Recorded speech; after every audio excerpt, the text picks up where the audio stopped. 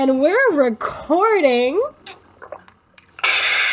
Here's oh my god. Tea!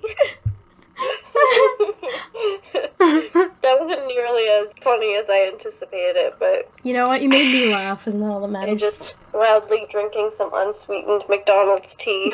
Oh, I had McDonald's for dinner. Hey, me too, bitch. Hey, Beach.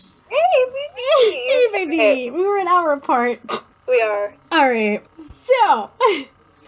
So we've recorded this episode before. Yeah, she was tired. I was way sicker than I am now. We were just babbling on. And I drank some dumb bitch juice, and I didn't realize that with our audio recorder, I wasn't recording with my regular mic, and it recorded with my laptop mic. So there was such a bad echo on her end, and it didn't pick up everything she said, and it cut out a lot of chunks. So I was like, yikes. Yikes. So that's a reason why this episode is a little late. Not that anyone... I mean, not that anybody counts, but I mean, you know what? cares. I'm gonna edit it, and I'm gonna get it up before last week's episode is 2 weeks old, so we're fine, as long as we get out one a week, you know? Yeah. It doesn't have to be on the exact day it turns a week. Mm-hmm. But, I mean, it would have been if it didn't... wasn't it, but it would have been way worse. I think it's better now, because we have more energy to be stupid. Well, you had more than you did before, right? I'm dead inside still, but unlike last time we recorded, I had work today. I got home and I was like, my energy's high, I could totally record, and then, like, hours passed, and I ate and existed, and now I'm fully at the bottom of the barrel, you know what I mean? Because, like, work has just been, like, you know, shit's going on at work, so, like, that's a priority, and then there's also a lot of family and, a project that I'm not able to disclose yet. So life's just been busy. Can you disclose it to me after we stop recording? What? The project? No. Oh, okay. I didn't know it was that secret. It's a sorpresa. Oh, it's a surpresa? Sorpresa. Okay. So, hi guys! Hi, okay. Welcome This to episode, the Stranger Things episode. which is a week late, even though we originally chose this topic for this episode because of the trailer. Because of the trailer coming out, the week prior, so now it came out 2 weeks ago. 2 weeks ago. But it's fine. It's still, like, irrelevant. We out here. We out here, we reading things. You know, like last week in the Bowers episode with my little Nick merch, I'm dressed appropriately again. I got a little Hawkins tank top. I don't know why I'm showing the camera, as if you guys can see it. It's like a Hawkins, like, high school tank top. It has a tiger on it. Go Tigers. One person will get that reference. Pride. And speaking of last episode, we talked about it a lot on social media, so if you follow us on there, link is in the description. Thank you again, Nicole. For being awesome. For being our guest, and just being great, and we love you. And you're welcome back anytime. Sometime. We will, definitely. I don't know for what, but we will, definitely. Find something else. Maybe she could guide us in a Descendants episode. I mean, I'll know it. We can guide you in a Descendants episode. Oh, fuck, you're right. It's like, I've seen them. I know what's going on, but I wish I didn't. You know, I wasn't gonna say it, like, while we were recording, because it would have just, you know, the conversation would have just dragged on, and we had shit to do. I don't really care for the idea of the Descendants, and no, I get it. Disney vibe. It's like, for me, I don't even care, but I watched them anyway. It's like I'm not attached to anything about it. It's like that, like, sweet spot of, like, you know this is terrible, but you go and watch it anyway. For me, at least. See, I'm that person where I'm like, I don't know, and I just won't do anything, and that's how I am with my entire life. If one of your snacks ain't in it, you're not going to watch the movie if it's bad. Yeah, if there's not someone that I find attractive or I care about in it, like, I'm not, or, like, the plot isn't interesting, then I'm like, I'm outie. Which is fair. But I appreciate, you know. We should watch Mortal Engines together for Robert. Oh my god. And just talk about how Yeah. You guys want a Mortal Engines movie review? I remember seeing the trailer for it in theaters and then never seeing anything about it I never even saw the trailer. You know what I saw? I was like on Hot Topic and I was looking at shit and I was like, what is this? I think I saw, it was some type of merch for it. And then I never saw the trailer like on TV, like ever. So, weird. Great marketing! Yeah, maybe it just fucking sucked because the marketing didn't do anything. That's what happened with shit like Treasure Planet. True, but I also just heard it was a bad movie in general. Yeah, it might have been both. Maybe Robbie, sweetie, we're sorry you had to be in that movie. Production knew it was damned, so they were like, fuck it. Yep. Alright, Stranger Things! Stranger Things! Oh, shit. Okay. So, we want to start off by just, obviously, you know what, we had bits and pieces of the trailer in our mind when we initially recorded. Those left us, pretty much. So we're just gonna, instead of talk about things we liked in the trailer, we're just gonna hop on over and talk about what we want to see in season 3. Yes. I'm gonna be the first to say it. Some of y'all about to be real mad, but it must be said. Here's the motherfucking tea! I don't give a fuck about 11. I don't care. Same. Like, I care in the sense that her and Hopper's relationship is really cute and wholesome. Yeah. But as a character, no, I don't care. I'm really sick. I don't know if it's just the fact that, it's Millie Bobby Brown's face and it's fucking everywhere, and when something and, an actor is so saturated in media, I lose my mind. If I see Millie Bobby Brown or James McAvoy in one more fucking thing... Well, you're gonna see one of them soon enough. I don't understand why he was casted in It Chapter 2. He looks nothing like, what's-his-face, who played Kid Bill. Like Jaden? He makes no sense. I don't know. The characters are supposed to be, fine. And listen, out of casting... Bill is the least of our concerns because we don't give a shit about Bill. I mean, I don't. I don't know if you give a shit about Bill, but I do not. I don't. So I don't say he's a bad actor. He's not. No, he's not. He's overrated. But I get your thing. And he's been cast in so much lately. Yeah, and he's bald in every other thing. Being bald here. I'm excited to see the X-Men Dark Phoenix, but he's there. He's there.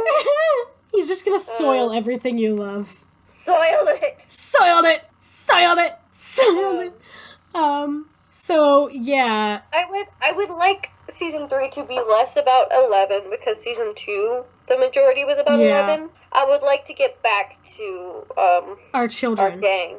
Yes. We say our children as if 11 isn't a part of the children, but... She's a child. Our boys. And Max. Max, yes. Max and Ruby.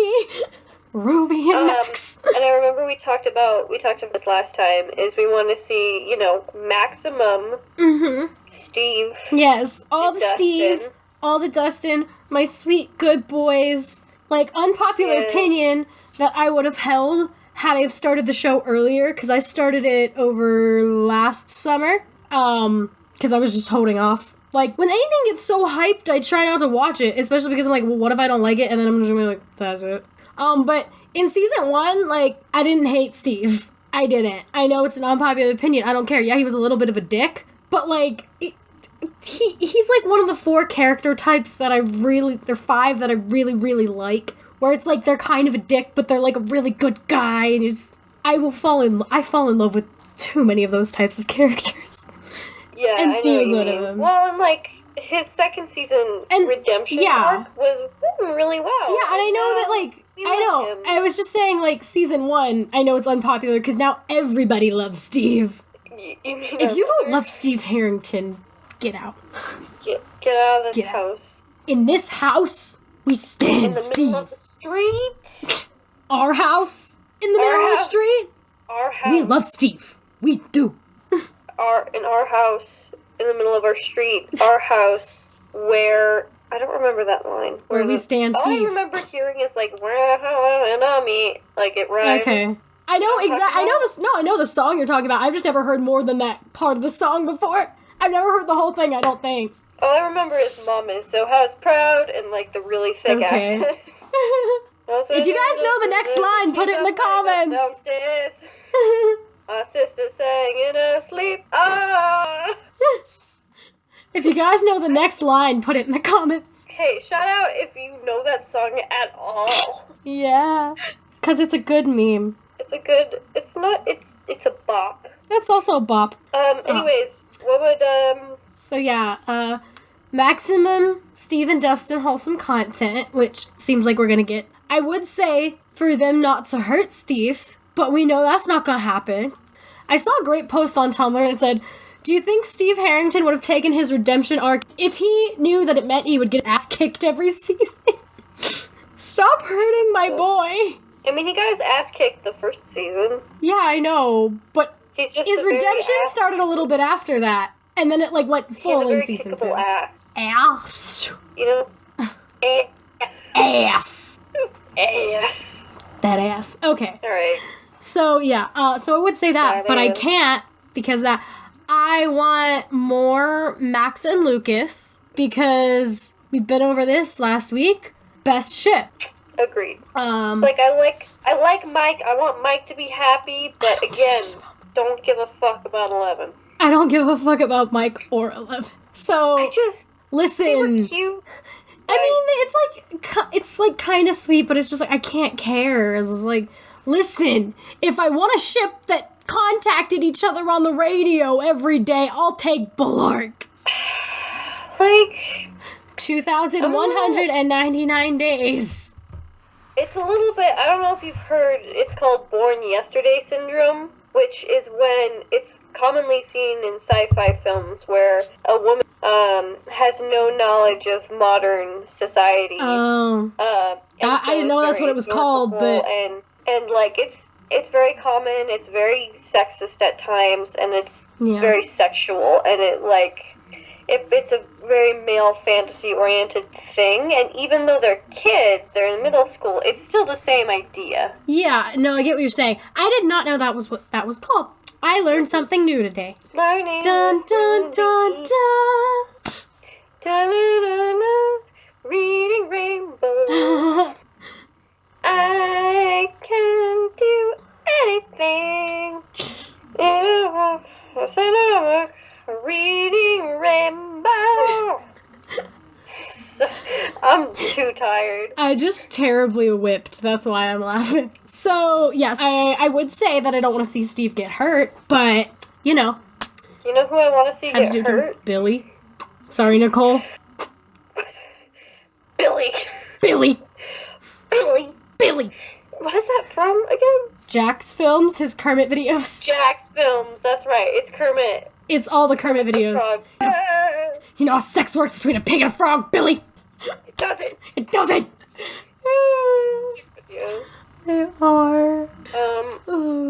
Quick question. Better, Sunday and Klondike or Kermit, Peach, and Marbles? Oh, Cermak. Cermak, Peach, and Mr. Marbles. Cermak, Peach.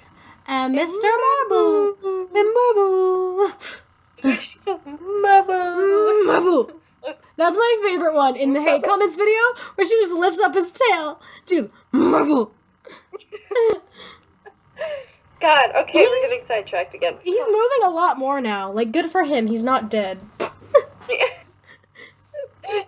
My favorite, I watched it this morning, but the best way to describe how Marble lives his life is by, like, Julian describes it. And he says that Marble doesn't know where he is constantly, but then looks up and sees Jenna's face and it doesn't even matter anymore. I feel like that's how my dog lives, too, when he sees my mom. He barks at everything and a lot of other things, but he sees my mom and it's okay. Aww. My girl dog don't give a fuck. She's chill. She's the dead one. She'll just sit down. Like, she barks a lot, but she'll just sit down and, like, chill. He'll freak the fuck out when anyone opens the door, or at the wind, or because he heard a crow. I don't know why I was just reminded of this, and we didn't talk about it last episode, but, do you remember that scene where Billy flirts with, Nancy's mom hardcore? Do you think we'll see any more of that? I hope not, but probably.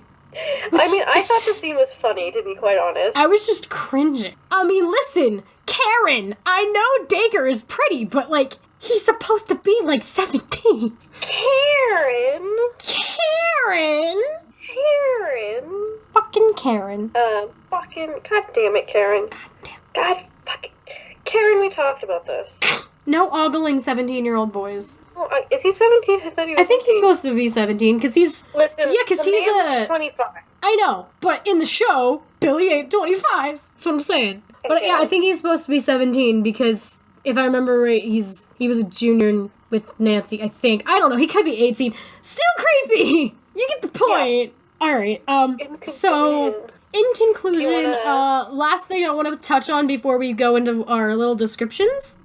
Yes. Other thing I want in season 3, because come on, like we all know what's going to happen at this point. If it doesn't, I'll be genuinely surprised. Please fully develop Robin before you put her into her relationship with Steve. Please. I don't want another undeveloped bitch with Steve. Develop her and then let them be a thing. Don't, like, just throw them together. Please. Please. I know. Steve deserves love. Steve is, like, technically canonly he's straight. Like, after last season, I kind of want to see him with a dude, you know what I mean? I mean, I'm here for bi Steve, just not with Billy. Not with Billy, no. We're not gonna ship shame. No. But I don't that's one ship I don't understand, but, like, you do you, boo. It'd be such an abusive relationship, I man. know, and Steve has already been through enough bullshit. No joke intended. Or how about we just get more of that single mother action? Yeah, can we just get single mother Steve raising his 6 children, please? Yeah, exactly. Can we get a mom's day out with, like, Joyce and Karen and Dustin's mom and Steve? Yes. And exactly. Have we met Lucas's mom? Huh? Have we seen Lucas's mom? I don't remember. Yeah. So yeah, with Lucas's mom and Dustin's mom and Karen and Joyce and Steve. Mother's Day out! Exactly. Just a night for the a night out with the Goyles. The Goyles. The Goyles. Yeah, remember we see it's like a breakfast and the sister is a fucking queen. Oh, right. Okay, yeah. We just seen her, like, the least amount, so that's why I forgot. Compared to our other mothers. I mean, we don't see Dustin's mom very often. But we saw her enough in season 2. I guess. Point is, her and Steve battle for custody of Dustin in season 3. I would like to see Lucas's little sister, whom I always forget her name. Erica. We need more of that fucking sass unit. That unit. Alright, I've said everything I want for season 3. Do you have anything else to touch on before we dive in? No, I just want more. I want more of Lucas's little sister. You just said her name and I just Erica. Erica, the unit. The unit. That is Erica. The power of Erica.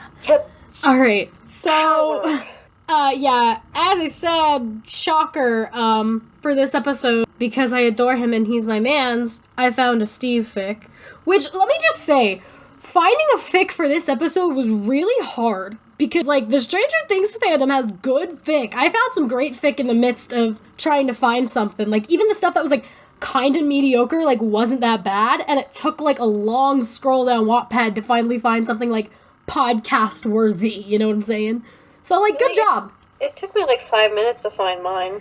Yeah, but I feel like, honestly, there would be more trash written about Billy than Steve, to be quite honest. True. You know what I mean? Like, more in the sense of, like, traditional things. Because with Billy, literally, you have that trope right there of, I get straight A's and I never miss school, and oh my god, am I falling in love with Billy Hargrove? There's a very, like... It's the niche. Roderick. Yeah. Billy's the anti-Roderick. I don't even no, like, he's not the character-wise, but, like, the same energy. wise. Yeah. No, I get what you mean, of, like, fanfic equivalents. Yeah. Because, like, it's very easy to do the girl next door. Yeah. I'm upset, because the other day I actually found a really good Steve one that actually did use that prompt, but it was really well written, but they haven't updated since, like, December of last year. Oh! And I'm so upset! It was really good, and I didn't realize it didn't update until I finished reading it, and I was like, oh...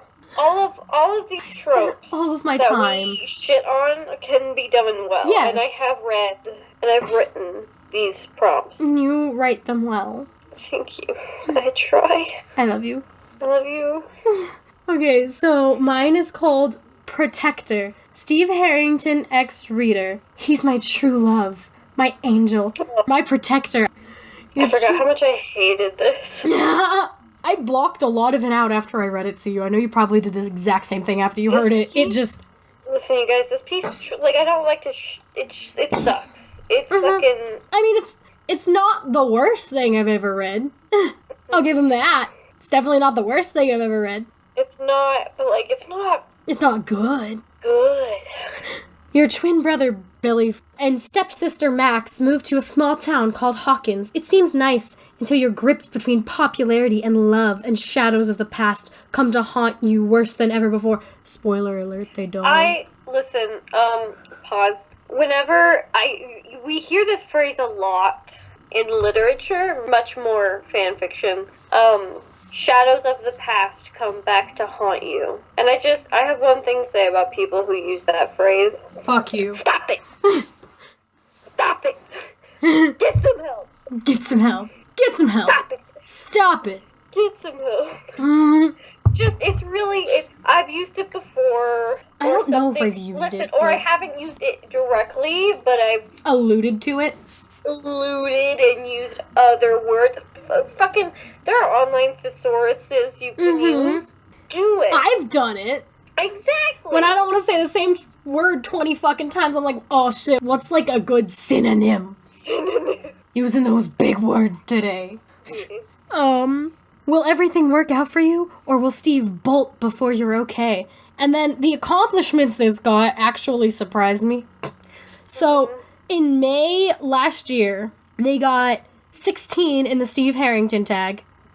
In June, they got 17 in Joe Keery tag and 62 in my 11 tag, which they're mentioned for 3 seconds in this fic, but at least they're there, right? Because as opposed to that, again in May, they got number 1 in the Lucas tag, but Lucas isn't even mentioned at all in this fic. And then 60 in 11, and then they got number 1 in Steve Harrington X-Reader tag, last April. So, good for you. I don't know how you did that, but good for you. Chapter 1, A Fresh Start. Billy! Slow the fucking car down. You're gonna kill all 3 of us. I yelled at my twin brother, Billy, over his blaring rock music. Billy, my stepsister Max, and I had all just moved to a small town called Hawkins. Billy had taken up being even more awful than he was in California, as a way of channeling his anger. Max didn't really talk to me much, and I kept my emotions to myself. I pulled up to the middle school and dropped off Max. Have a good day at school, Maxie! I waved to Max as she exited the car. I was quite happy about having someone else to hang out with instead of Billy, and was really trying to be a good sister to Max. Why are you so nice to that little shithead, your name? Billy rolled his eyes at me and lit a cigarette. She's not as shitty as you like to think, Billy. I grabbed the cigarette. All right, it's old. I'm stopping. I got it. I grabbed the cigarette. It was fun. It was fun, but I got it. I grabbed the cigarette away from him and took a drag. He snatched the cigarette back. Yes, she is. Also, buy your own cigs, you bitch. You son of a bitch, I mumbled under my breath. You just called your own mother a bitch, so... Mother? Well, yeah, she called him son of a bitch. And she's she's stepsister to him like Max is. She's directly related to him. So she called his own mother a bitch. I'm gonna take, some liberties here and say that you're reading too much into this. I am, you're absolutely right. If I had a twin sibling, I would also call them a son of a bitch. I heard son of a bastard today. I mean... I've never heard it before, and I was like, okay, Damien. Okay, sweetie. We'll go with those words. Damien Haas is a sweet puppy boy. That's all I have to say. Anyway. What were we talking about again? Shitty fanfiction? I said that because there's this video on Instagram of Robert Sheehan talking about how he's Scrappy-Doo. Oh, God. And then he just goes into this deep explanation as to why. And then right at the end, he's like, wait, what are we talking about again? And she's like, that's us on our podcast. I'm like, you correct. And I believe I sent you this today. Have you seen, it's like a post and it says, people say that sex is good, but clearly they've never heard Robert Sheehan say my love. Yeah, I couldn't watch it, but I got it. My favorite one, the first one is this girl, and she's like, he's signing autographs and stuff. And she's like, this might sound weird, but you have really nice feet. And he looks up and he goes, oh, thanks, love. I just got a pedicure. Oh, thanks, my love. I just got a pedicure. Your accent. I can't do... Listen, I'm Irish and I can't do an Irish accent. No. I can do the Jesus, Mary, and Joseph, and that's about it. You're cute. Back from me reading back into this. Okay, goddammit. Do you really want to start this? Billy said, turning to me. We pulled into the school. No, I don't. I grabbed my bag and got out of the car. Are you guys ready for this paragraph?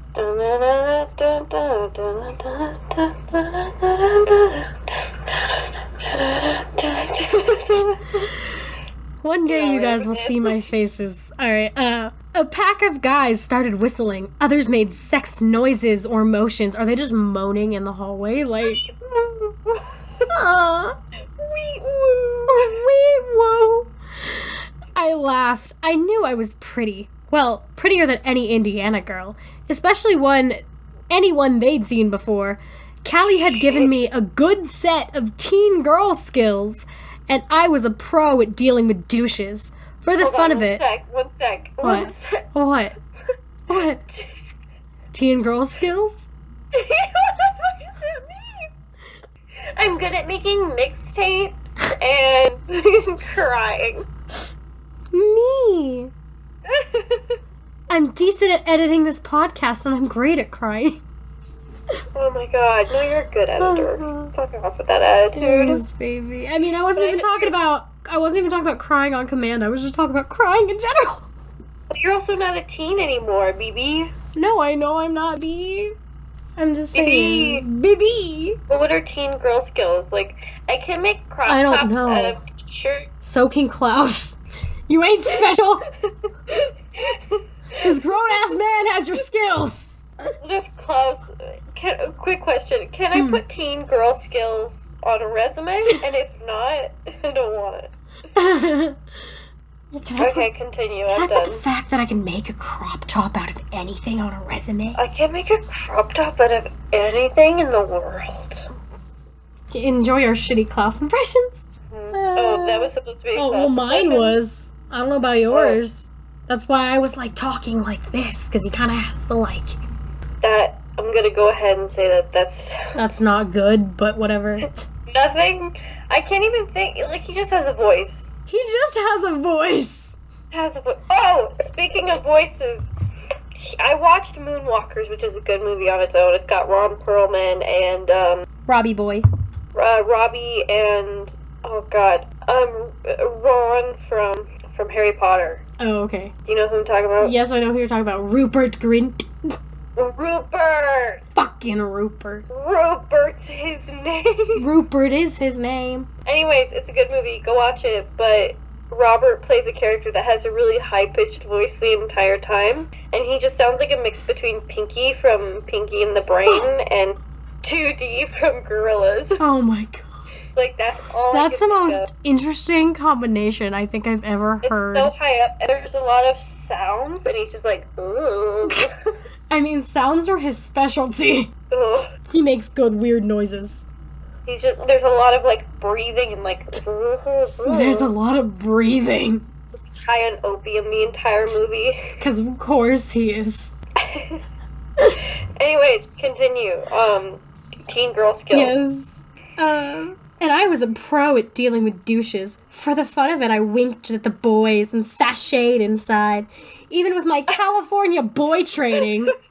Sashayed? They wrote sashayed. Sashay? Sashay. Even with my California boy training, I knew I had a little problem. I like to play with boys, lead them on, seduce them, then break their heart. Oh, so you're just like your brother. Also, I want to say that, like, spoiler alert, this, like, her summarizing herself this way makes absolutely no sense. No, it does not. It makes no fucking... It would make sense if they cleared up the fact that, like, this was her coping mechanism, but they don't say that. Mm-hmm. It just completely contradicts everything. It does. Then break their heart. I liked the attention, the affection. I mean, bitch, I'm affection-starved, so you won't give me some of that affection. The bigger issue was that I would really fall for someone and they would see me as a slut. Or they wouldn't take me seriously. I had loads of boyfriends throughout the years, but I had only really loved 2 of them. But aside that, here, Hawkins was my fresh start away from the old urinate. We still have way too much of this to get through, guys. Alright, let's just power through it. Let's go. Let's do fucking power mode, beach. Chapter 2, A Friend. Even inside the building, I could feel all eyes on me. I would normally hate being the new kid, but when you're the hot new kid, it's really not that bad. Again, she sashayed in and looked around at a letter that had been mailed to me a week ago. I walked to the nearest wall, leaned on it, and reopened the letter. It had my locker number, locker combination, schedule, advisor, and all that other school stuff. It's not how getting that works. No, it's not. So then you go to she...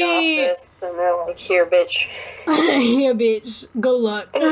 So then she goes to her locker, and I don't know why they chose to do this. Like, he's annoying, but he's not this annoying, and then later they make him out of character, and also he has a girlfriend. But anyway, so Tommy comes and hits on her, and she's like, who are you? And he's like, Tommy. But you can call me babe. Gross.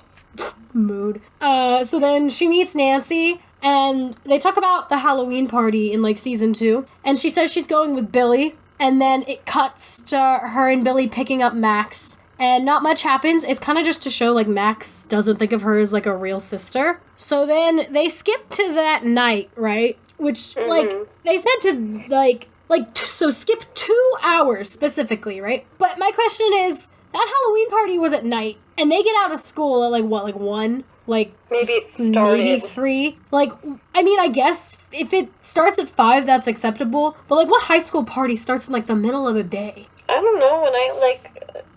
Listen, if it's not on a Friday or, a Saturday or anything, I don't know. I don't know. Point being, it was... I'm going to look too much into it, but the party was at night in the show, and they make it sound like it's at, 2 p.m. 2 p.m.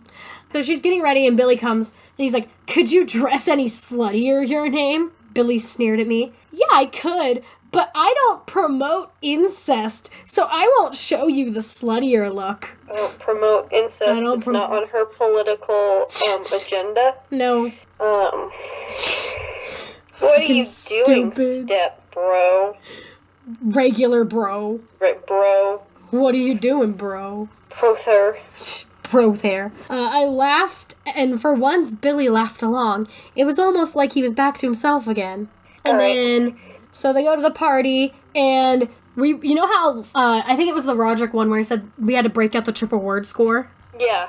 We get to break out the quadruple word score. This bitch used a big word. Get a Scrabble. We got a big Scrabble, beach. She used, to describe Tommy, she says troglodyte. I believe that's 4 points. A whole 4 points. So yeah. And if you don't know what that means, it means caveman. So then she finds Nancy, and then she dances with Tommy a little bit, and then, so I'm assuming, because of the context, this is after the whole is bullshit scene. It's bullshit. And so she finds Steve crying in the shower. She finds Steve. I'm crying in the shower. We reference too many things, and half of the audience will know what we're talking about, and then half of them will be like, "What?" If you don't know what we're talking about, it's a set by Chris D'Elia, who's a stand-up comedian. And he does this set about Drake, and I'm crying in the shower. Where's my Rolex? Can't find my Rolex.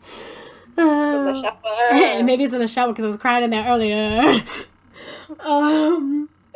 So yeah, she finds Steve crying in the bathroom, and then because she's trying to talk to him, so she asks him about sports or whatever. So they talk about basketball and some music, and then even though they just met and they don't know each other's names, she kisses his cheek, and then she leaves. Yeah, it's moving fast. Things are moving quickly.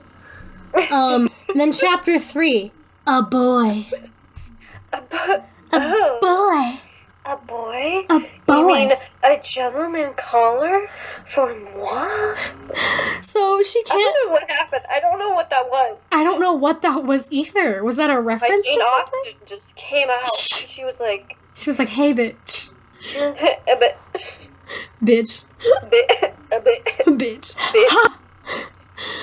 So she can't stop thinking about Steve all weekend, and then it gets to Monday, and she finds out he's with Nancy, or was, because she sees them talking and then arguing, and she watches Billy play basketball, and she brings up a move that Billy did and says he learned it from Stan. And so from the context, we get that, Stan is an ex-boyfriend, right? But she doesn't mention that until way later, so it's just, for part of it, it's just who the fuck is Stan? Mm-hmm. Stanley Uris, my good boy?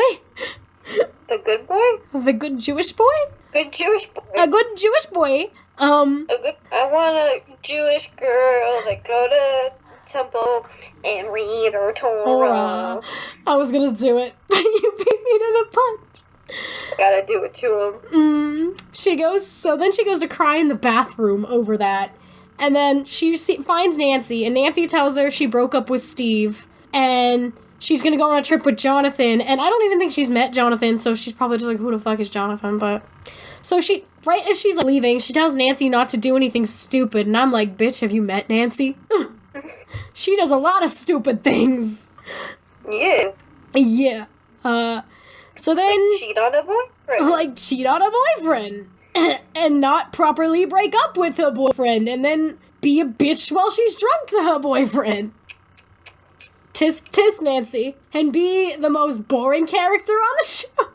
She just has so much potential and they do nothing. They don't use it, so she's boring. When I see the potential used... You're trying your best, girl. It's not... see it in your eyes. You want Nancy to be a good character, we can feel it. Nancy. But she's just not. Okay. So... yeah, she tells her not to do anything stupid, and she fixes her makeup, and she's trying not to think of Stan. And then she sees Steve slipping a note into her locker, and so because her locker's right next to Nancy's, she assumed it was for Nancy. So chapter 4, a story. Yee. The note asks her if she wants to talk with him again because, quote, "You were great at the party, and I need some talking." Give me that sweet, sweet talking, girl. That sweet talking, bitch. You were... And then she gets another note from Tommy, and it asks her out to the arcade that night. So she finds Steve, sitting on the hood of his car. And then this part, right, it sounds like she got sponsored by Coca-Cola. I searched around the lot until I saw Steve at the far end. I half ran there, trying not to look too desperate, and soon reached his car. He was sitting on the hood, drinking a Coke. We made eye contact. I couldn't help but smile. "Hey," he smiled. "Hey." I sat on the hood of his car. He's just bitch, get the fuck off my car. Did I say you could sit on my car? That should be dented. Shit. Want one? He gestured to the Coke on hood. I nodded and grabbed it. Thanks. I opened the Coke. They actually introduce themselves to each other, and so he tells her what happened, and then she's like, well, I could either give you advice or I could sit here and be silent support for you, and he asks for advice. So she says, if she doesn't love you, she's not the one. You want to marry someone who loves you as much as you love them. Okay, true. But then you should share interests and enjoy one another's presence. Love each other with the same amount of passion. If that's not what your relationship is, then it's just two people who lock lips. Girl, they're in high school. You don't need to be thinking about, marrying each other right now. Is this the 1800s? I mean, if it was the 1800s, what would Steve be doing in the 1800s? Going to college? Going to college? What did men do in the 1800s? I don't know. Answer below in the comments. Did they A? They, did business, right? They did things. For some reason, I see him as a cattle boy. Does that make sense? Like a cattle boy or like a Winston Churchill? There's no in between. That's not the right time period at all. No, but I'm thinking of someone else. So then she says that. No, that's the new Roderick. Who am I thinking of? I don't know who you're thinking of. Who are you thinking of? Charles Dickens. Did you really say Charlie Wright when you were thinking of Charles Dickens? I love you. There's someone else with the right fuck it, move on. I love you. Fuck it. Okay. Fuck off. But it's true, I do. I love you. Oh, I love you too. Yeah, so she says that, and then Tommy comes in and wrecks the moment, and Steve is all like, what's your damage, Heather? And he says, he actually does say, what's your damage, so I couldn't resist. What's your damage? what's your damage, you bitch? He's like, what's your damage, Tommy? And he's like, what are you doing with my girl? And she's like, bitch, I'm not your girl. So then, like, he calls her princess, and you know, you gotta do the don't call me princess. Mm-hmm. Yeah, and then, I'll see you at 9. If you don't show, well, good luck surviving. He reached his hand down, grabbed my ass, laughed, and walked away. I collapsed. Stan. He was so much like Stan. That's why I melted at his every word, listened and obeyed. From fear, I was shaking, I was so scared. The asphalt below me was frigid. Steve scooped me up in his arms. Stan?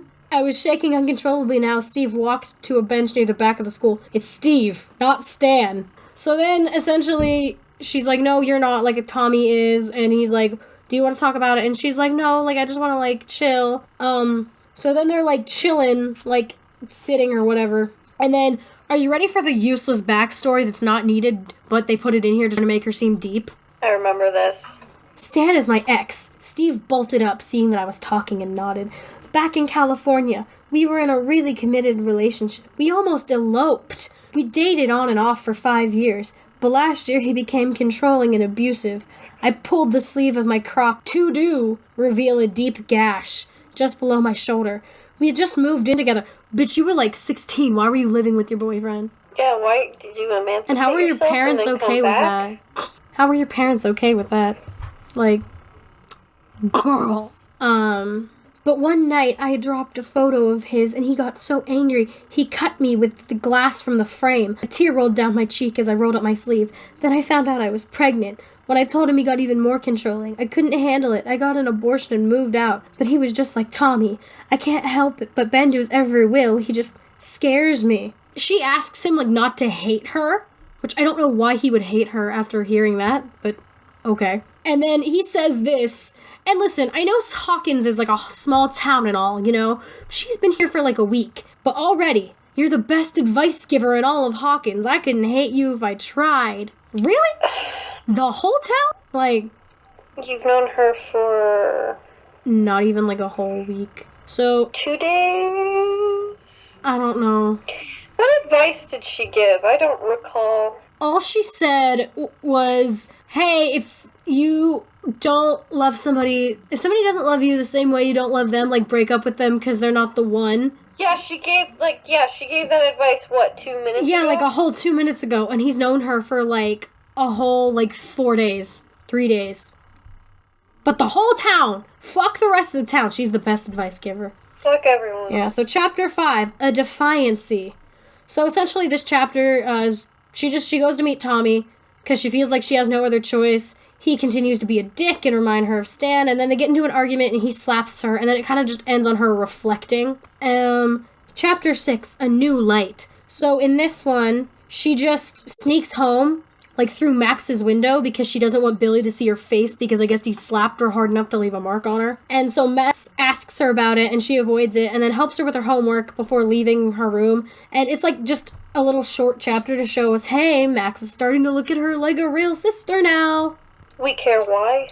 Right? I don't care about how she looks at you. Chapter 7, a change of heart. So then this one, even though she didn't want Billy to see her face, she goes to his room anyway to talk to him. And he goes into protective brother mode, and then she tells him that, like, Tommy was the one who did that to her. And then, quote, I'm going to kill that son of a bitch. Nobody hurts my twin sister. Not even that damaged motherfucker. Which, Billy... You have some balls calling somebody else damaged. I'm just fucking saying. How is he damaged? Like, do we have backstory on him? On Tommy? No. Yeah. Why is he damaged? I don't know, I guess, because Steve said, what's your damage, Heather?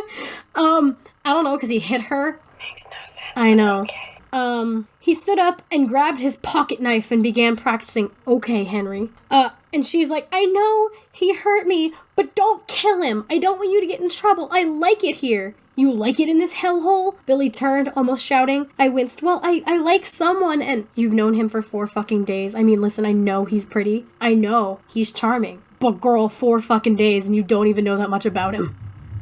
That's sketch. And I don't want to leave. Oh, sure. Great goddamn reasons. You like a boy. Well, I got news for you, Your Name. No matter who this fucker is, he doesn't goddamn like you, so get the hell over him.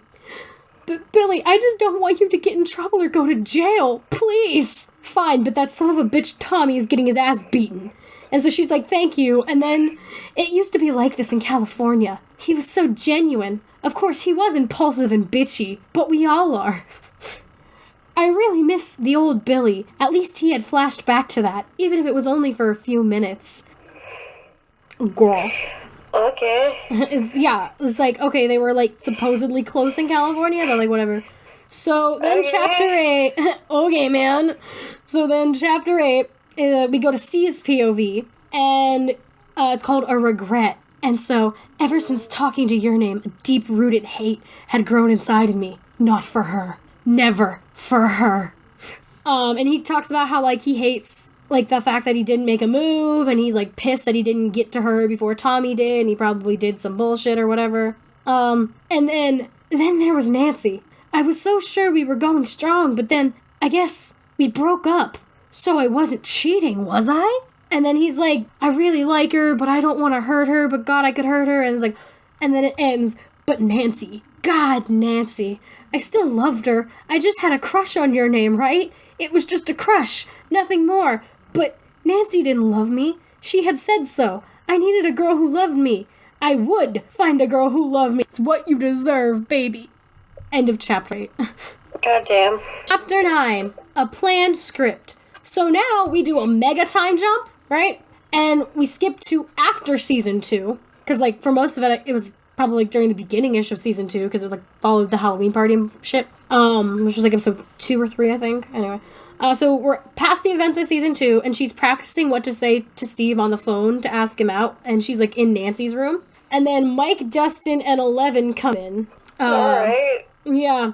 Hello. Hello, random cameo. Hello. And then Mike is like, could you two lesbians shut up? Elle and the guys are over. And then 11 is like, Mike, what is lesbians? And Dustin's like, if Mike were a girl and you liked him, you'd be a lesbian. And Mike is like, bitch, shut up, like elbowing Dustin. And I mean, that's a fair explanation. Yeah. I mean, I'll give him that. It sounds like something Dustin would say. Mm-hmm. So I then imagine it'd be very cheerful. Yeah. So they're like, okay, yeah, we'll be quiet, but we have to make a phone call. And they're like, who are you calling? And 11's like, call? Like on a radio? And then she leaves, and then, so she calls Steve at the end of the chapter. In Chapter 10, a call. Dun, dun, dun. Bring, bring. Was that a sign? Hey, bitch, it's me, your chair. I was like, where's she going with that? No sense. I wish that's what she wrote in Chapter 10. Hey, Steve, it's me, your chair, bitch. Me, she's me, your chair. So she calls him and she asks him out, and then it switches to his POV, and he contemplates how he doesn't want to hurt her again, but he could, and then he says yes. So, Chapter 11. We're almost done, guys. How many chapters are there again? 15? We're on 11, so we're almost done. Fuck! Now speak. Fuck! I relate to that dog on a spiritual. So, Chapter 11. A piece of advice. So then she's, like, getting ready or whatever to go out with Steve. The fuck are you going? Billy's voice cut through my room. The fuck are you doing in my room? I shot back. You seen that Tommy asshole? I was planning to beat his ass up tomorrow, and I'm not looking to rearrange my schedule. I am not seeing Tommy, but I am going on a date. Can I borrow your car? Don't fuck him, whoever he is. And then, so he gives her the car keys, and then she goes downstairs and she sees Max, and she tells her she's gonna be out. Are you okay? Keep that in. Okay. And she's like, sure, that's fine that, like, Billy is watching me, even though, let's be real, he ain't gonna watch shit. Yeah, so she asks her to talk really quickly. So Max essentially asks her about Lucas. It's like, it's a boy, and now things are awkward, and I don't know what to do. And this is what she says. Best advice giver in all of Hawkins. Remember. This is what she says to her, they're like in 7th grade? Her 13-year-old little stepsister. Well, the last relationship I was in where I really liked the guy turned out to be abusive. But I guess I'd say if you both really like each other, then you'll find a way. If he likes you, he'll put in the effort for you. Also, middle school guys are dickheads, but we can't control our hormones and who we're attracted to. Her 13-year-old sister. Just casually, you try to bring up, like, this trauma of, like, listen, I don't mind abusive relationships as a plot point when they're done well, but this is just trying to make her seem deep when she's not. Like, I hate when they use it for that. It's insulting to someone with... It's insulting to people who have had an actual abusive relationship. It is. Like, if you're gonna write it... Me. Oh, I'm sorry, baby. Let me hug you and I will find him and I will kill him. No, it's fine. I'm over it. It happened. Mm. You know, I learned from it. But also, like, it's an experience I had. Mm-hmm. And, like, I know there are people who are still going through some shit, like I have. Mm-hmm. And they're still healing, like I am. And for people who very clearly have not been in an abusive relationship to then try and write an abusive relationship without contemplating anyone who has been, like... It just shows how much they don't know how an abusive relationship works. It's why, like, if I get requested to do, like, a sensitive topic, I try to step around it as delicately as I can because that's the last thing I want to do. Like, I'll put it in, like, my, like, warnings. I'm gonna be like, I don't want to trigger anyone. This is here. If you might be triggered, like, don't read it. But I still try to do it, like, respectfully and, like... in a way where I won't, like, try to hurt anyone, because that's the last thing that I want to do, you know? Right, and I don't think this is triggering as much as it is. Yeah, I think in this sense it isn't insulting a little bit, but I get what you're saying. When you write a sensitive subject, you kind of have to, like, be careful and, like, also, like, do research. Like, I know that... Exactly, and you have to give the respect. Yeah, I know that I recently got a request to do, like, I already wrote it, so it was a little bit ago, but I got a request to do, like, Bauer's headcanons about them finding out that their girlfriend had an eating disorder. And so, for purposeful reasons, I left Patrick out of that completely, because I knew that would be too dark. And also, like, I wrote that with Nolan, so it's like, if you want Owen character, there you go. There's one that would actually respect you. But yeah, and then the girl messaged, or, well, I don't know if it was a girl, I'm assuming, because they said girlfriend, but the Anon messaged me, and they were like, oh, I requested those, like, they were so good, and they helped me, like, thank you, and then, like, I was like, deep sigh of relief, I handled something correctly, you know? Well, I'm like, there are always going to be people that are going to get offended by something, whether you do it right or not. Mm-hmm. So, to a certain extent, I'm like, fuck it, it's just bad, but, like, this was clearly someone that doesn't understand abuse like that. Yeah. And didn't make an effort to try to. That's why I never wanted to use it as a plot point. Yeah. Like, when I didn't know what the fuck I was talking about, I never really touched on serious subjects. Like, you know, I did the cliche, like, 12-year-old girl thing of, oh, he cheated on me. I never, like, wanted to step into that uncomfortable zone. In conclusion, fucking know what you're writing. Do your research, please. Please. I know another piece. Like I imagine the writer of this is, don't even touch on the subject. One that I, like, did a lot of research. Well, like, a little. I did some research, and then I also talked to somebody on Tumblr. I'm not going to say who, but I got requested to do, like, a piece about. It was, like, a Polly Bowers thing. And it was about their girlfriend having. Damn it, I can't remember what it was. It was a mental disorder, but I talked to somebody who has it, and I, like, got stuff from him about it, and then, you know, I did like, you gave research. A fuck you try, which is the antithesis of what this person did. Yes, this is what, okay, we get it. And do your research, kids. Why it is bad. Yes, do your research, kids. So then, she's like, thanks, you're the best sister, and she calls her the best sister, and then she's just like, yeah, you're a great sister. Which I don't know, felt like low-key bitchy. Okay, so chapter 12, a date. So they meet at the theater, and then they talk about Duran Duran because of Steve's shirt, and then they start singing Girls on Film. Girls on Film.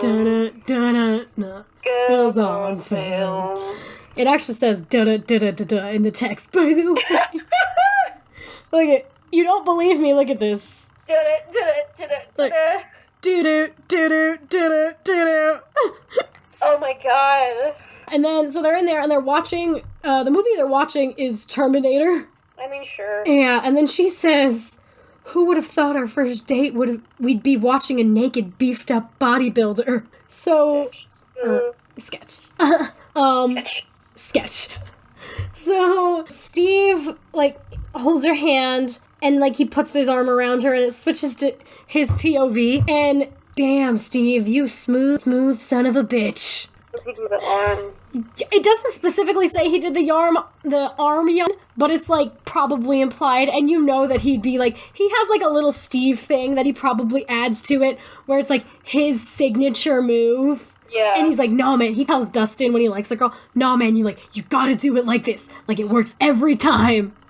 Yeah, and it's like, you're not original, stop it. Mm-mm. You might have your own little Steve flair to put on the move, but... Yeah, so, as I smiled as I held your name's hand in mine. The comparison, they spelled comparison wrong, so I'm reading it how they spelled it, of sizes, felt almost as if my hand were engulfing hers. I mean, that'd be true for me, because I got tiny little hands.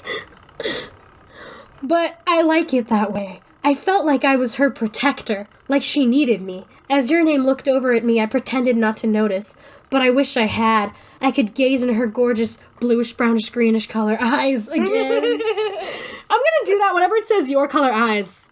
Love it. Or stare at her beautiful blonde, black, brown, purple, red hair. I really did think I was in love. But bitch, you've known her for a week, and this is your first date. Honey. Hunty. So chapter 13, A Star. A star is born. She walks... I'm on the tape.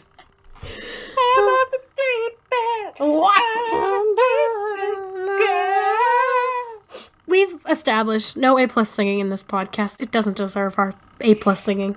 She talks about, so... That is singing with my nose. Sing with your gut. With your diaphragm. You sing with a diaphragm! Alright. That was a terrible example because I'm not warmed up, but no, I'm plus singing! Anyway, so she talks about how she's cold, and he wraps his arm around her waist. He walks her to Billy's car, and they're flirting a little bit, and then he tickles her. Don't fucking touch me. Don't fucking touch me. Don't fucking touch me, man. Don't you fucking... Dare. Don't tickle me. Fucking dare. So then... Bitch.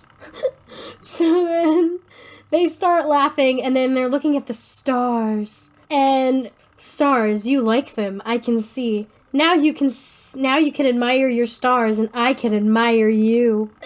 Listen, I know that he says, like, goofy shit, cheesy shit, but Steve would never say that. I don't know. I feel like he would, but it'd be super, like, nerdy and awkward. But it would work because it's Steve actually saying it and not written. Yeah, listen, it's like... It's the Steve charm. It's very hard to imagine the actors saying this. Like, in some... Like is especially a mark of bad Yeah, writing. that's something that's really important to me, trying to stay in character. I'll read a line out loud and I'll be like, would they say that? If the answer is no, like, I'll try to rewrite it until I'm like, yeah, no, like, Bellamy would say that. Mm-hmm. I hugged Steve tight and let go to lie down. About 5 minutes or so, I looked over at Steve. He was practically asleep. Rolling on top of him, I sat up and yelled, wakey, wakey, Steve! Or almost yelled, eggs and bacon! I sat up. Steve sat up, putting me in a now awkward/romantic position. I was basically sitting on his lap, with my legs wrapped around him, and his hands were on my waist again. I have no idea what that would fucking look like. Like, I know... Well, she's, like, straddling him, and his, like, arms are, like, on her... His arms are, like, around her waist. I didn't say that I cared. I know, but, you know... Just, like... I got it. So then... So they're doing that position, and then I'm wrapping my arms around him, too. I felt his head nuzzle into my neck. Listen. You this. Steve Harrington would be a slut for neck nuzzle. Yeah, sure. I want to get neck nuzzled by Steve Harrington. Season 4 of Stranger Things is gonna happen, guys. You heard it here first. It's gonna happen. I'm gonna get a part in Season 4 that requires Steve to neck nuzzle me. What chapter are we on now? We're on 13. So we're almost done. Thank you, I whispered. We sat there like that for a while until Steve brought his head up. What's up? I asked, absent-mindedly playing with his hair. Would love that too. Good boys are always sluts for hair pets, in my opinion. Good boys. The best boys. And Steve is one of the top boys. So he would like hair pets and getting his hair played with. Before I could ask again, Steve's lips were pressed on mine, and the kiss was growing. Your name, Hargrove. I love you. Steve, I love you too. I rolled off of Steve and pointed up. You see that star there? Just below the North Star? That one. That one's ours. That one is ours. That's our star. It's fucking our star. So chapter 14, a fucking fight. No, it's just called a fight. Fucking fight me. Fight. Shit, who you fighting? I mean, I'm fighting Nick. You know. They know. Who you fighting? No, who are you fighting? I want to know. Me? Yeah, who are you fighting? Patriarchy. I mean, damn. Get it. So, it's like a week later now, and her and Nancy are gonna have a sleepover, but they have to drive 11 home first. And they, like, make small talk with her. And then after dropping off 11, she asks Nancy if they can go to 7-Eleven so they can get cigarettes and slushies. There's a 7-Eleven right there. They come across Billy kicking Tommy's ass. Because of course they do. Is that all you got, Hargrove? Hell no. But I may just kill you if I go any harder, and I promised your name I wouldn't. So you'll just keep beating my ass until you grow the hell up? Yeah. Again, Billy, you got balls telling somebody to grow up. Sorry, Nicole. Billy got balls. Sorry, Nicole. Billy got balls. Listen, I know you know that he's trash, but I still feel the need to apologize every time I shit on Billy. Like, I know she knows. Billy got balls. BGB, man. Big balls. Keep reading before I start talking. What were we talking about? Billy, he was really beating up Tommy. I didn't know whether to be happy or scared. So she, like, sneaks up to him, alright? And then Billy sees her and is like, yeah, okay, you can come here. And then so she gets the final hit in, and she knees Tommy in the balls. And then Nancy's like, holy shit! Don't fuck with me or else you won't be able to fuck again. And I don't know if that's her saying that or Billy saying that. I'm assuming her because it says Nancy's laughing again. So they bought their slushies and then they headed to their car. And then she's like, oh, wait, I forgot to ask you. How did your date go? And then, perfect. It was perfect. I'm so in love with Steve. Bitch, it's been one date. I'm so in love. But Daddy, I love him. Really? He's my true love. My angel, my protector. Chapter 15, a promise. So we're in Steve's POV now. So he's going to Nancy's place. Yeah, all right. So Steve's POV. All right, here goes nothing. It was 9 o'clock and I knew your name wasn't Nancy's. Climbing up to Nancy's window, I peered in and saw your name leave. Probably going to the bathroom. Tapping in the window, apparently.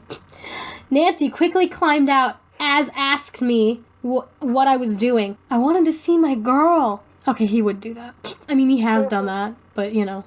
You two aren't even official yet. Actually, we're already telling people.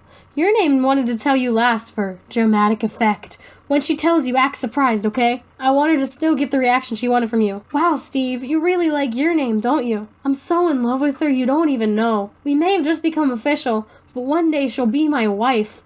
We'll lead the perfect life together, and she'll have everything she needs and more. No. First of all, the end. Second of all, you know, that's probably kind of half true, at least, because he's a rich kid. I guess, but... He has that inheritance. It's very common in the 80s for your parents to be like, fuck you, and like... I don't know, but, I mean, whenever his dad dies, he got that inheritance money, so... Oh! Kay, she just sent me a picture of Robert's bare ass. Only on this podcast. Oh my god. I hate myself. Hold on. Just out of the blue. Just a picture of Robert's ass. Hey, at least it's a good one. It's a nice ass. It's a good butt. You guys can't see it, but it's a nice ass. So for some context, clues. Context clues. Oh. When we first recorded. She sent me. And how we had done nude scenes. And she was like, oh, I've never seen them. And I was like, I got you. And I thought she was going to send me a picture and she was going to cover, like, part of it. No, she just sent me the whole ass picture of Robert ripped and naked with, like, nothing. So I was like, oh! So it was a way better reaction than the one you guys got. It was way funnier, but... I mean, I hope you appreciate that, too, because I wasn't thinking she was going to send me another picture of Robert naked. Just sent, so she got front and back. I mean, I've seen the back because of Misfits. But did you see it bare? Yeah, wasn't he bare when he was, like, running away from the old lady? No. I thought he was. Was he? I thought he was. I don't know. I don't know. Point being, I know I've seen his ass in Misfits at some point. Alright. So, yeah, that's a great transition, because Billy's an ass. Alright. This is called... Oh my god. You ready for this? Yep. Let's go. It's called Regret. Billy Hargrove, ex-reader. I regret hearing this. And the description is, quote, she's just using you, Billy, unquote. Quote, she's not using me, she loves me. I love how her Billy voice is just like a lighter version of Henry. I mean, Billy is just the lighter version of Henry. And older and... and with more abs. Yeah. He didn't... shoulder. And less torso. Yeah, why the fuck is Nick's torso so fucking long? That's why she wants to fight Nick, because his torso is too long. He's like a ferret of a... Oh, by the way, guys, for an out-of-context quote, Nick was on a Twitch stream with, like, Steve Zaragoza and some of the Valley folk, and he said, I love cum. Can I get that embroidered on a pillow? I love cum, Nicholas Hamilton, 2K19. No, not quoting Nicholas Hamilton. Just I love cum. Just quote. Just quote, I love cum, end quote. Okay, regret. I regret everything. This has been seen by 239 people and has 4 votes. I didn't even talk about how many reads mine had, but I didn't care enough to look. Chapter 1. Oh, shit. The new kid, your point of view, sighed as you gotten woken up by your alarm. You made a fist and slammed your hand down on it just to make it shut up for once. You got up and stormed to your closet and yanked some clothes out of there and put them on. You then grabbed your stuff and headed out of the house, slamming your door shut. You sighed as you saw one of your 25 boyfriends come over to you. Okay. Girl, you a hoe. No slut shaming, but like... But like 25? You don't need 25. Girl, can you lend me one? I feel like half of them don't even know that, like, that's your fantasy. Like 30 out of 25. What? 30 out of that 25. 30 out of that 25. Yeah, she, like, sees a guy and she's like, that's my boyfriend. She's just crazy. I mean, same. I'm just like, wait, hold on. Ooh, he a snack. Let me add him to my celebrity list. Shit. Hey, your name, are we still going on that date tonight? Jerry asked you. Fucking Jerry. Jerry, you know what Jerry is? Jerry is a bitch-ass name. A bitch-ass name. I mean, we've been new. Like, name me one Jerry besides Jerry Trainer that's not a bitch-ass. Jerry from Tom and Jerry? He's kind of a bitch-ass. He kills a cat, like, every episode. It's a mouse that kills a cat. Yeah. I think they know what Tom and Jerry is. A cat that's on Patrick's shirt? You blew a bubble out of your bubbled gum, making it pop. When we first recorded this, I paused for like a whole 2 minutes so I could go and get gum, but then it was shitty gum, so I had to throw it in the trash. And I didn't want to have to go through that again, because I know the gum is shitty now. Are you ready? Are you ready for this, this acting? I'm ready for this acting, baby. Hit me with that award-winning acting. I can't today, sorry. Look, I gotta get to school, you said, as you sped up your pace and walking. You sighed and rolled your eyes looking down at your phone, seeing another new text message from your friends. You decided you'd put your phone away and mute it. And it's magically a modern AU now. Really. Yeah, just you can't bamboozle me with all this technology. I enjoy me a good modern AU. I said so in the first episode. But tell me it's a modern AU. Don't just be like, surprise, you got a fucking iPhone 74. You then turned around the corner, only to run into someone hitting the ground and smashed your phone. You growled, "Hey, watch where you're going!" You yelled at the person as you picked up your now cracked up phone. Wait, pause. Yes. I mean, listen, I don't mean to be that bitch, but I'm gonna be that bitch. It is an iPhone 74, and those break really easily. I've dropped my phone so many times and it's never cracked. I'm just saying, I'm being that bitch. I don't care. "I'm so sorry," a guy with a deep voice said to you, and you sighed, rolling your eyes. "Yeah, whatever. Listen here, buddy, if you..." You then stopped yourself as you looked at the guy. He seemed to be new here. You took a good look at him, biting down on your lip. Nah. That's my biting down on the lip sound. I'm biting my lip over excessively, but, like, making it look like I have an overbite. I like to imagine when they're like, I bite my lip. They're like, you know that thing where you stuff your entire bottom lip into your mouth and you're just like, that's what I imagine. He had a jean jacket, white shirt, jeans, boots. Boots. Long He said boots. bits. Boots. Long, dirty blonde hair, blue eyes, and a charming smile. He asked, looking at you with some type of concern on his features. You swallowed and shook your head. "Never mind," he said, almost in a whisper. "Never mind." He chuckled slightly, helping you up. "You know, I am truly sorry for running into you like that. How much does it take to repair your phone?" he asked, looking down at your smashed phone. About $1,000. More than that. You watched as he put his hands in his pockets, leaning on the wall slightly. There's a wall. "iPhone X, I assume?" he asked, eyeing you a little. You nodded with a small smile. "Yeah, that's the one." Your eyes widened. You don't have to," he cut you off. "But I want to." Bitch! Who is this? Who is this? Who has the money? Who is this? Because it's not Billy. Not Billy. You want to know who has the money? Steve. Yes. We just established he a rich boy. He a rich boy. He a rich boy. You saw his fucking giant-ass house. Giant-ass house. Giant-ass house. Shoot, dude. In the words of Ian Heacock. He cut you off, "But I want to." You sighed and forced a smile. "Okay, I guess you win." He took out his hand. "Hargrove, Billy Hargrove." He shook his hand with a simple reply of, "Last name, your name, last name." He smiled.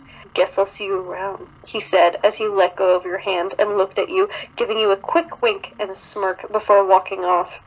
You bit down your lip as you watched him leave. You swallowed and sighed as you continued to head to school. Or, as you like to call it, hell. So original. Chapter 2. Getting along. Your point of view. Once school had ended, you walked out with your head held high. You smirked as you saw all the boys staring at you, but there was one who caught your eye. You stopped walking as he made his way closer to you. "Hey," he said, with his charming smile. You smiled. "Hi, Billy, what's up?" You asked him in a sweet tone. He shrugged. "Nothing really. You want to walk around, maybe?" Oh my god, so romantic. Let's fucking walk. I just hate this so much. But, bitch, duh. What? That's how I felt about your fic. Oh, I wasn't saying you enjoyed it. Here. God, this episode is so low energy. Hi, hello. If you are just now turning in, turn back. Me on the morning of the Patrick fic I had to write. I have this one really out of character Patrick fic, and it took me so long to write, so I literally told people don't read it. I was like, turn back now, do not read it, this is not Patrick, deadass, I had to imagine somebody else to finish this, don't read it. Where was I? Oh, you want to walk around maybe? He asked, kind of in a nervous tone. Your smile only... Billy would be nervous. No. He'd be like, he's literally, Johnson. He's that you know what he's the epitome of? You want to see my dick? I mean, yeah, but no. He's the epitome of the fucking Vine. Hey, bitch. I'm a bitch. He's that Vine. Personified. Agreed. Sure, you said as you both started walking down the street. It was kind of comfortable. It was kind of a comfortable. Comfortable? Comfortable. Is that how they spelled it? Convertible. It is how they spelled it. You two just looking around, seeing the blue sky and watching the birds go by. It was so relaxing to you for once in your life. So when did you come to Hawkins? You asked him, breaking the silence. He smiled and hummed. A couple of months ago. You nodded and smiled. You didn't know what it was, but something about him just made you feel all bubbly and happy inside. Bitch. Where? Billy's got another thing that'll make you feel bubbly. Ew. Ew. Specifically. It's too easy. No, I get it. You take the cheap shots. Listen, broke. When you're broke, you take the cheap shots. Like I take it, Nick. Like dollar vodka. That's a great analogy. Thank you. Cheap shots. Cheap shots for you are talking about Dick, and cheap shots for me are insulting Nick. Yeah, exactly. What's got you all smiley today? He asked you. You shrugged and just smiled at the ground. He chuckled. Oh God, his chuckle and laugh made your heart set on fire. Ew.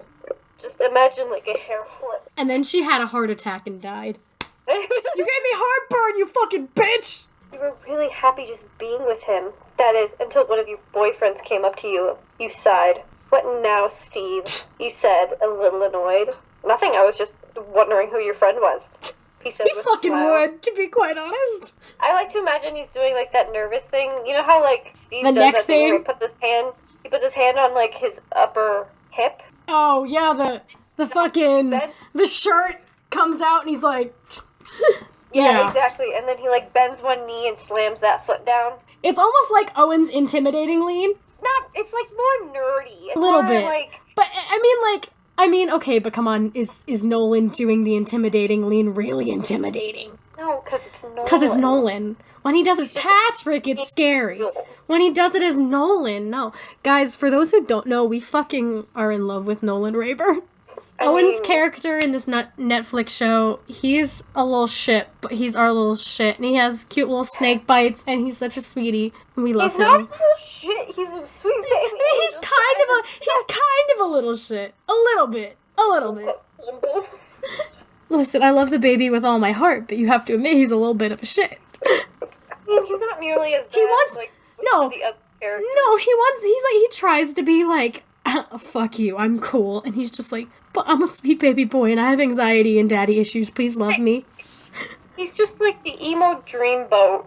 The emo dreamboat. I thought that was Roderick. No, you know what? He's more emo than Roderick. Roderick is a little more rock. Roderick is like punk. He can be punk. Nolan is actually like a little emo because he has his little piercings. Has snake bites and they're so cute. Now I'm thinking about how much I love Nolan. My heart is happy right now. It's filled with Nolan Rayburn. Steve is my man's. He's that, like, you know, he wipes away the sweat from his upper lip, and then his hand goes on his hips, and he bends his knee and slams that foot down for a second, and he's just like, yeah. I also imagine him, he's either doing that, or he put his arm around her. It's like, who's your friend? But it's still, like, awkward. But like, it's still, like... His leg is shaking a bit. Yeah, it, like, he feels like, awkward, he's radiating awkward energy, but, like, he doesn't show it. No, it's Steve. He shows everything. It's Steve. I know, but I feel like when he's trying to act like a tough boy, he ain't gonna do it. I feel like the leg thing, he definitely shows it more than I think he would if he just was like, who's this bitch? Yeah, but that's clearly not, like, the vibe they're going for. The vibe they're going for is that he's, like, meek, and he's like, who's your friend here? Which is not Steve at all. But okay. I mean, he's pretty nice. I mean, he wouldn't. I know, he's like Mike, in the sense that he thinks he's so fucking cool and he's popular, but he's just a sweet little fucking nerd boy. Yeah. And he's soft and he needs love. He said with a smile. Steve Harrington and Mike Monroe. His name's Billy. He's new here. He smiled. He nodded. He stuck out his hand to Billy. I'm Steve. Your name's boyfriend. You bitch. He watched as Billy frowned, nodding as he shook hands with Steve. You gave Steve a look that said, we're done. Leave me alone. Steve nodded. I'll leave you two alone then. He said sadly as he walked away. Fucking voice. What was that all about? Billy asked you. Why did Billy turn into Patrick Star? I don't fucking leave me alone. I'm just asking. I'm not trying to call you out about it. It's funny. I'm taking some creative license. Some creative. He goes from soft Henry to Patrick Star. It's fine.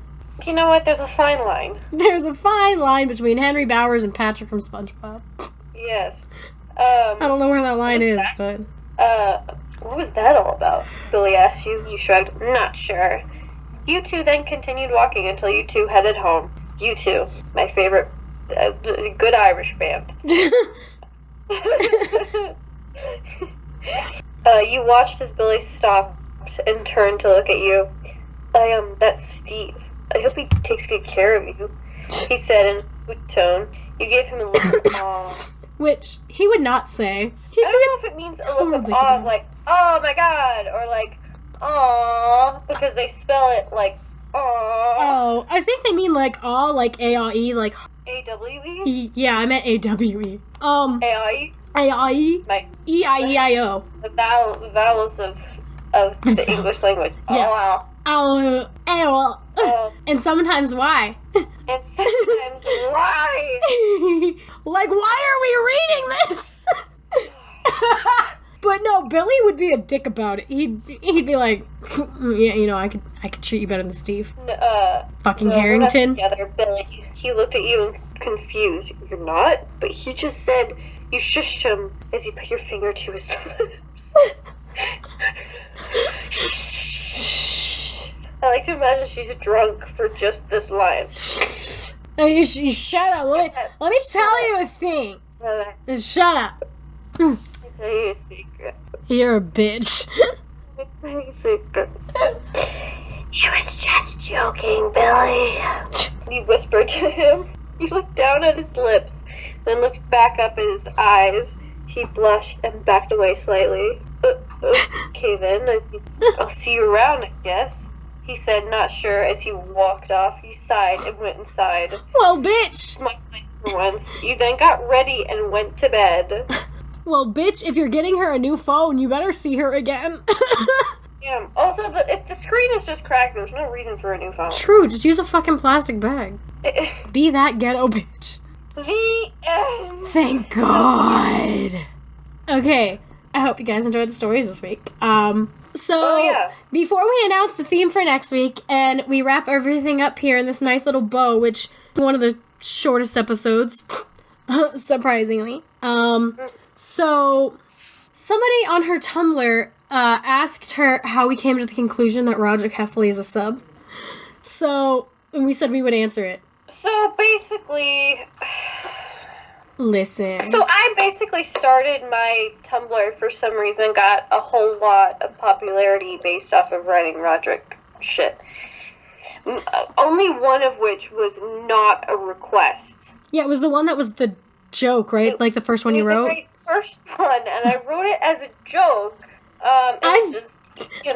I've been with her since, like, a little after that piece. So, like...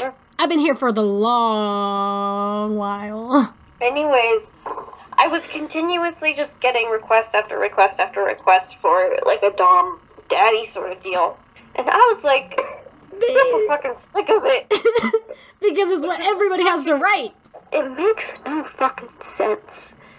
Like, it really doesn't. If you watch the movies, he's a bitch. I mean, okay, the closest thing you can have in that argument is one fucking scene in Roderick Rules where he's like, get in. That's it. That's your only argument with movie context. That's the only way I could see it. Other than that, nah. So Gina and I I just did a stupid little dance. formed this club. This club. 2 members. With 2 members. And we collected several gifs and pictures of Roderick being a sub, and we posted it, and we were like, y'all are wrong. So essentially, yeah, before she made that post, she sent me, because sometimes we'll screenshot requests we get, and we'll be like, hey, can you help me with this? Or, hey, look at what I got. Ooh, I'm excited to write this. So, it sent me that, and it was, I don't remember the specific request, but it was something, and then she was like, hey, like, let's be real, though, he's not dom, he's a sub. And I was like, oh, fuck, you're right. Because we talked about, like, within the context, he likes getting told what to do, bossed around, and is a little lapdog for fucking Heather. Mm-hmm. Like, I mean, he didn't enjoy it, but, like, he didn't even give a shit after she ran over his foot. Like, he was hurt, but he really didn't care. So, like, if that doesn't say sub little bitch to me, to you, I don't know what does.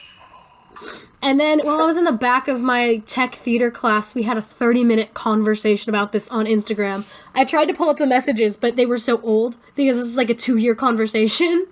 It's been a while. Yeah, we've known the truth for a while. Get on our level, guys. It's been a hot minute. It's been a minute. So, yeah. And then, from there, it went into her getting a request about pegging. Oh, yeah. Forgot about that. Yeah. It's important to the story. I think that was like the third request after made that post. Someone was like, hey, you know that thing? You should do it. Someone else requested it, and, like, I'm not gonna do it because I don't have the time. Or the effort. I mean, you've already done it once, though. Yeah, and they were like, can you just do another one where, like, he's a sub? And I was like, bitch, I already wrote that. I already wrote it. Listen, any Roderick smut, unless designated, will probably be subby. Unless they specifically ask me not to do it that way. Like, I wouldn't mind writing another one, but, like, give me a prompt. Give me a fucking prompt. So after she got that initial request, she messaged me that, and that was the day I found out what pegging was, thanks Urban Dictionary. Oh, yeah. And we found like a mug or a t-shirt or something that said, I heart pegging or something like that. And she was like, I want it. I'm waiting. I'll get it for you. I'll get that for you.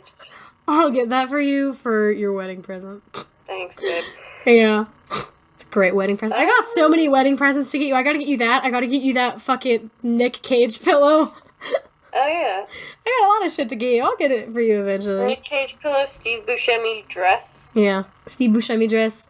I heart pegging mug. You know what? That's what I'm getting my bridesmaids. The Steve Buscemi dress. Oh, thanks, babe. It's always been my dream to be wearing a Steve Buscemi dress. Mm-hmm. So we had another 30-minute conversation after she sent me that about like more sub-Roderick stuff, and that was when it was like definitive, locked in stone. This is the truth. You can either accept it or you can shy away from it because you can't accept movie context. Here's the motherfucking tea. Truth. Oh shit! You know what I should have done? What? I didn't do it. I have it on me, like it's like on my desk over here. I should have put my drink in my fucking Steve mug. What a great thing for this episode. Damn it! 10 out of 10. I have it on me, though. I think that's the episode. Yeah, so next week, get ready, guys, because it's gonna get fun in here. We're probably gonna have the same character because they're our favorite. I mean, I don't know if she's gonna look for somebody else. I already found mine, actually, when we planned this episode. So that'll be fun. I'm not looking forward to reading it because I know the chapters are really long, but... If someone wants into one like that, they can go for it. So... Like, as someone of another character, I am brain dead. Holy fuck. I was like, wait, what does she say? I don't know. We're almost done. Guys, it's almost her bedtime because she has to work tomorrow. God, I have to wake up so early. Okay. And I've been doing morning yoga. I like how you added that as if it's part of your predicament. And I have yoga to do. Like, I've been trying to do it so I don't feel like shit. No, I understand. It's just funny. You just add it to your problems. I got a fucking lotus pose tomorrow. Okay. So, drum roll, please. Okay. So, episode next week is 1, 2... It's the Umbrella Academy. I'm not You don't even give me a chance. You couldn't even let me finish my counting. I'm sorry. We do the counting every single week. We do to try to stay in sync. And you know what? Sometimes it works and sometimes it doesn't. I think that's the fun part. Sometimes the sync is not... It's backed up. Sometimes you're filming on an Android, okay? Is it the Android sent by Cyberlife? I just watched YouTuber and then Jacksepticeye play that, so even though it's like came out like, I mean, semi-recently, I just got into it now. So yeah, Connor's my baby. Nice. Yeah. Anyway. Well. So, yeah. Next week, as I was so rudely interrupted, next week is the Umbrella Academy. So, grab your mannequins, grab your ghost boys, grab your fucking margaritas. Violins, and strap in. I already know what I'm doing. It's going to be a Klaus fic, and it's going to be really fun. Not looking forward to reading it, because the chapters are really, really long, but I'm going to do my best to make them short. I think I want to do a Klaus fic, too. If you want us to do another episode where we venture into other characters, I will. You are welcome. I will gladly. However, we're not doing 5. No, we're not. I mean, yeah, I would gladly. We could just gladly dedicate an episode to Diego, because I love my boy. I love my knife boy. He's a good boy. He's a good boy. Here's my goal. I want to find a Klaus X male reader because you might some LGBT pizzazz. Yeah, you might. You might find one. Yeah. Also, a quick plug before we do our other official plug. I've been doing it for a while, but because we just said the theme, I'm taking requests for the Umbrella Academy on my blog now. So if you want me to write you something for any of the boys and or girls, which really only like 3 boys because I'm not writing for Luther because fuck Luther and also the monkey body. And Aiden is a literal 15-year-old boy, so gross. But yeah. Anything that isn't 5 related or Luther related, give it to me. I'll write it. I got a few prompts coming up. I have 2 Diego ones and then a Vanya one, which will be my first time writing something with a femme reader, so. Yeah, and I've been writing some Klaus. I'll be at Disney World on October 4th, so if you want to come down. What? What? You haven't heard that line? No, I'm so confused. It's this kid, and she's just like, I'm going to Disney World October. If you want to come on down, come on down. Yeah, if you want to come on to the ask, come on to the ask. It might take a while, because I got a long list, and I have, I'm piling up, and I feel bad when I pile up, but, I'm working through it gradually. I had a lot of assignments to do this week, but it's getting done slowly, and then I have, 8 other things that I haven't responded to yet, so. Still, feel free to give me something, because I'll probably say yes. Unless I've already done it, or I genuinely can't think of how to make something out of it, I tend to say yes to most things, so. My requests are usually closed. They are currently closed, because life, my guy. But I feel out of the 2 of us, we both have very understanding, followers. You guys are awesome. Yeah, I genuinely get so shook. If I don't post for, a week, I'll get at least, one anon message, asking me if I'm, okay. And I'm like, am I fucking heart? Really? Yeah. You're the only one that asks me if I'm okay. Everyone else is they're like, can you read this? And I'm like, it's closed. Well, I'm your wife, so I should ask if you're okay. Yeah. I do my job. Do I wife good? Wife good. I wife good, you also wife good. Thanks, wife. Whenever I'm feeling upset, she helps me a lot. baby. Yee. Anyway, enough of that sappy bullshit. That's half of the time we talk to each other, but whatever. Yeah. Just oh my god, I love you so much. So babes.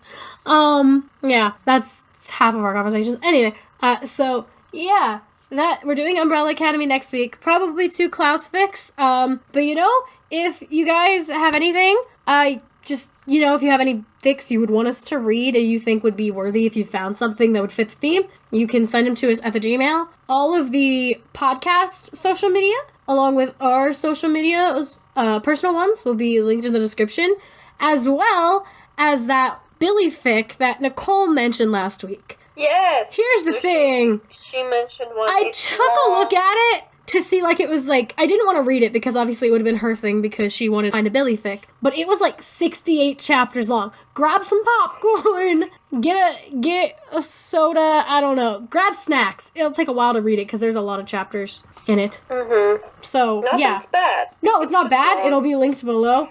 Yeah, You guys hear it every week because she writes so many. Chloe wrote a fic, but like I said, I'm not going to link it at this point because I've already linked her fics 7,000 times because they're so good.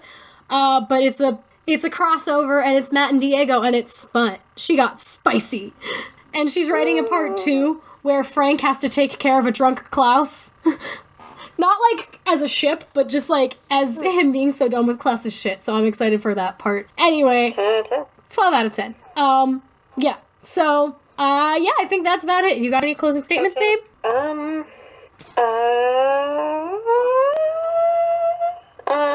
Live fast, get cash, eat ass. All right. No, I'm good. Thank you guys. All right, then. Love y'all. Love you guys. See you next week for the Klaus Fest. And bye, guys. Bye.